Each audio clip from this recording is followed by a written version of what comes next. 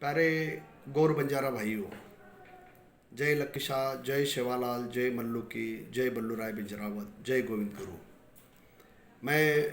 Professor Ashok Pawar स्वर्णिम बंजारा इतिहास का लेखन हम कर रहे हैं और 10 खंडों का नवनिर्माण का कार्य हमने पूरा कर लिया है। मैंने आपसे एक वर्ष पूर्व वादा किया था कि स्वर्णिम बंजारा इतिहास के 10 खंडों के लेखन कार्यों को लेकर भारतवर्ष में इस शोध कार्य की चर्चा करने के पश्चात उन्हें प्रकाशित किया जाएगा और उसके अनुसार मैं प्रोफेसर अशोक पवार, प्राध्यापक अर्थशास्त्र विभाग, डॉक्टर बाबा साहेब आंबेडकर मराठवाड़ा विश्वविद्यालय औरंगाबाद, मेरी सहयोगी लेखिका डॉक्टर सुनीता राठौड़, प्राचार्य राज्यांग भाषा तथा विद्या निकेतन औरंगाबाद महाराष्ट्र शासन, हम दोनों ने मिलकर 10 खंडों का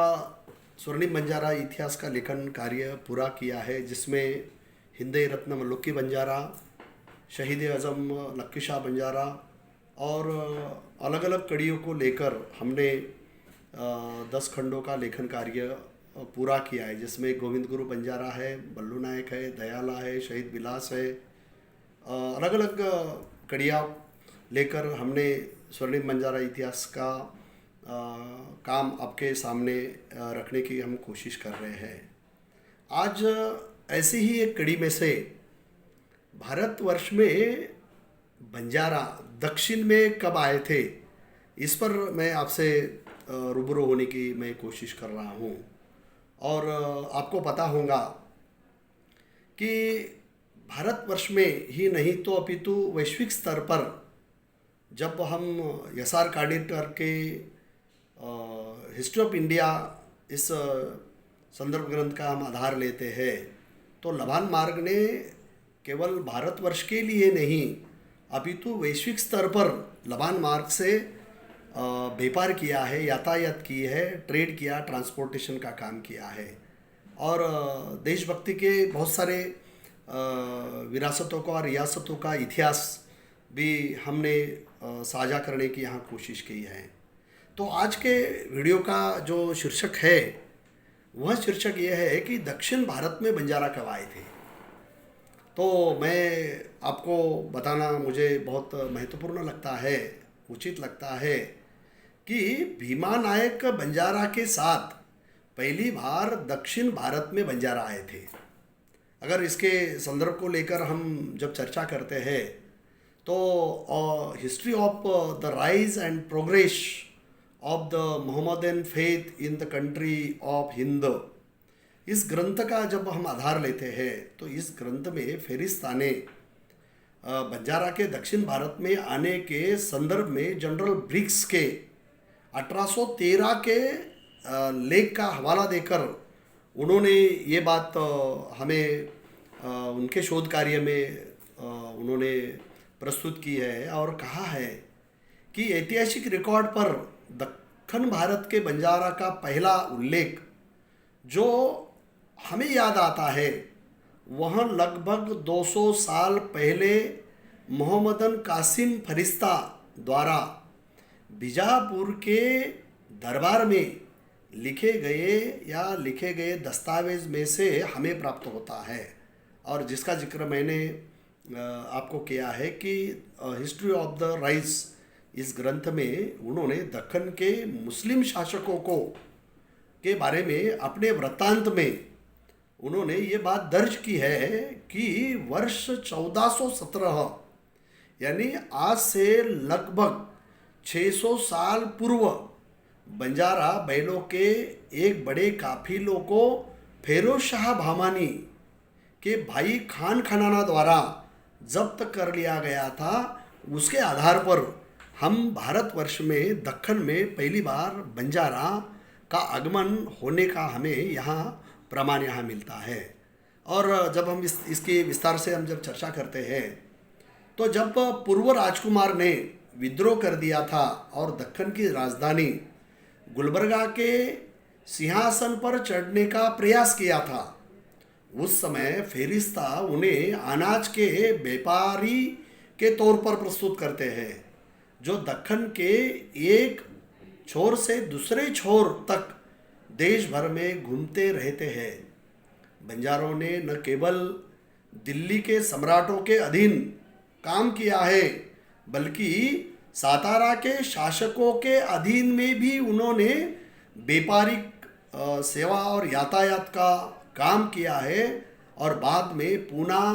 के राजा और निजामों के अधीन भी व्यापार की कारवान सेवा या लदेनी का कार्य भारतवर्ष में किया है। इस प्रकार बंजारा देश के विभिन्न भागों में फैले, और उनके फैलने का अगर हम प्रमाण अगर देने की यहाँ कोशिश करते हैं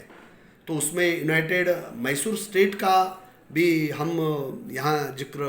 कर सकते हैं। और उसके अंदर हमें ये जो बात है तो मैसूर स्टेट के 1956 के नवंबर 1 के गैजेट के मुताबिक जो दस्तावेज हमें मिला है, उनमें से हम बंजारों ने मैसूर में भी अनाज के संग्रहण के रूप में बड़ी भूमिका यहाँ निभाने का हमें प्रमाण मिलता है। और उस पर जनरल ब्रिग्स ने लिखा है कि जब 1792 में शांति के लिए सेरिंगापट्टम में एक हस्ताक्षर किए गए और सहयोगी सेनाओं को तितर बितर कर दिया, और बंजारे कृष्णा नदी के उत्तर में अपनी सीमा में वापस लौट आए। और हालांकि मैसूर के बेचैन और महत्वाकांक्षी शासक की शक्ति को कम करने के लिए 1798 में 1798 में निजाम और ब्रिटिश सरकार ने मिलकर एक बड़ा कदम उठाया, जिस कारण ब्रिटिश सरकार ने बंजारों को सेवाओं के लिए खासकर निमंत्रित किया, न्योता दिया और उन्हें सम्मान से अपने यातायात में उन्होंने जोड़ लिया। उसके आगे जब हम इसकी चर्चा करने की कोशिश करते हैं तो हमें ये बात ध्यान में आती है कि जब ब्रिटिश रेजिमेंट ने घाट के नीचे 25,000 बैल पर लदे अनाज के लिए हैदराबाद में बंजारा प्रमुखों को 1,50,000 रुपये देकर, जो कैप्टन, अब जिसको हम कर्नल कहते हैं, सर जॉन मैकलम की कमान में निजाम की सेना के साथ अपना सहयोग दिया था, अपना साथ दिया था, और उसके साथ साथ लेफ्टिनेंट जनरल हैरिस कमान के तहत मैसूर में आगे उन्होंने यातायात के काम में अपना सहयोग दिया था। और जब हम ये देखते हैं कि इससे पहले श्रीहरिपट्टनम में वह पहुँचते हैं, उस समय का जो नाम हमें दिखाई देता है, तो उसमें अनाज की कमी का साफ संकट मंडरा रहा था। तब उन्होंने यानी बंजारों ने 15,000 बैलों के लदे अनाज की आपूर्ति के साथ भीमा नायक बंजारा ने घाट के तल पर अपनी लदेनी को बसाया था, और मेजर जनरल फ्लायड पूरे ब्रिटिश सेना के साथ एक मूल्यवान काफिले के से सुरक्षा सहायता को लेकर उन्होंने इस लदेनी और यातायात के करने वाले बंजारों को अपना मदद लेकर उन्होंने खासकर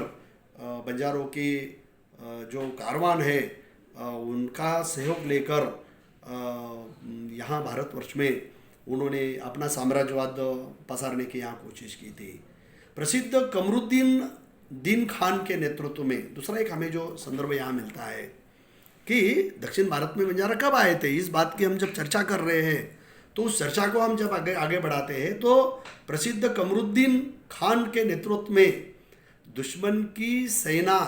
प्रतिदिन श्रीरंगपट्टनम के किनारे पर हमला करने का मौका देख रही थी। उस समय भीमा नायक बंजारा को घाट तक सुरक्षित पहुंचाने का काम या उसे सुरक्षित स्थान पर ले जाने का काम भीमा नायक बंजारा के साथ जो सशस्त्र सेना थी, उस सशस्त्र सेना ने भी अपने लदानी का, अपने कारवान का, अपने यातायात की व्यवस्था का खुद की सुरक्षा खुद करने के बारे में भी हमें प्रमाण यहाँ क्या होता है, प्राप्त होता है। और इस समय सेरिगापटम को घेरने वाली सेना सबसे अधिक संकट में हमें यहाँ दिखाई देती है, क्योंकि अनाज की आपूर्ति खत्म हो चुकी थी और चावल 2 रुपये प्रति शेर के हिसाब से बेचा जा रहा था। लेकिन ब्रिटिश सैनिकों ने बंजारा व्यापारियों के परिश्रम से सभी बाधाओं को पार कर लिया था और 4 मई 1799 को मैसूर में टीपू सुल्तान पर हमला कर दिया था, जिसमें उसकी मृत्यु हो गई थी। टीपू सुल्तान के पास भंडार इतने बड़े पैमाने पर संग्रहित था कि उसने मरने के बाद चावल की कीमत की औसत दर 1 रुपये से 30 रुपये शेर हो गई थी। इसका हम अगर अर्थ निकालते हैं तो बंजारों का दक्षिण भारत में यातायात में या भारतवर्ष में टीपू सुल्तान के काल में ब्रिटिश सरकार को लेकर या ब्रिटिश हुकूमत को लेकर या ब्रिटिश उपनिवेशवाद को लेकर कितना बड़ा सहयोग था, ये इसकी हमें जानकारी यहाँ क्या होती है, प्राप्त होती है। और इस प्रकार युद्ध में बाजार व्यवस्था को अबाधित करने के लिए बंजारों लोगों ने या लदेनीकारों ने या लदेनी व्यवस्था ने 1 रुपये में 5 शेर की औसत दर से पूरा अनाज खरीद कर लिया था। यानी बंजारा व्यापारियों को भी अनाज खरीदी करने के मूल राशि को छोड़कर अच्छा मुनाफा यहाँ प्राप्त होने का हमें प्रमाण मिलता है। और इतना ही नहीं तो बंजारा व्यापारियों को इस अनाज पूर्ति या आपूर्ति में सहयोग देने के कारण ब्रिटिश द्वारा मुख्य नायक को मानद पोशाक और तलवार उपहार में भेंट देने का भी हमें यहाँ प्रमाण मिलता है। उनके नेता भीमा नायक भंगी नायक एक ही हाथ में भेंट किया था। इस घटनाएं अपनी आप में बंजारों के राष्ट्रीय और अंतर्राष्ट्रीय व्यापारिक कुशलता को लेकर हमें बड़े प्रमाण मिलते हैं। अगले वीडियो में हम अगली बात करेंगे स्वर्णिम बंजारा इतिहास के। ये दूसरी कड़ी आपको निश्चित अच्छी लगेगी, आप हमसे उस पर चर्चा कर सकते हैं। जय शवाला, जय लक्की शाह, जय मल्लू की, जय बल्लू राय बिजराव, जय गोविंद गुरु।